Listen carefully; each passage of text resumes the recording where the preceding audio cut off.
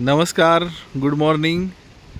आज 8 जुलै 2026 सकाळचे 10 वाजत आलेले आहेत आणि आपण आता बघू शकताय राधानगरी धरण 55% इतकं भरलेलं आहे.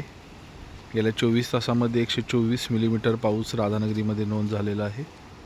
आत्तापर्यंत 1363 मिलीमीटर पाऊस नोंदवला गेलेला आहे. सध्या धरणाची जी पाणी पातळी आहे ती 323.50 फूट इतकी असून 347.50ला धरण पूर्ण क्षमतेनं भरलं जातं. आपण बघू शकताय हे दृश्य.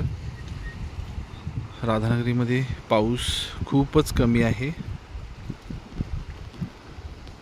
हे राधानगरी धरणाच्या मध्यभागी जे आहे हे बेनझीर विलाचं जे बेट आहे त्याच्या आजूबाजूला आता पूर्ण पाणी पसरलेलं आहे. तरी सध्या राधानगरीमध्ये पाऊस आणि वाऱ्याचं प्रमाण कमी झालेलं आहे, त्यामुळे शेतीच्या कामांना गती आलेली आहे.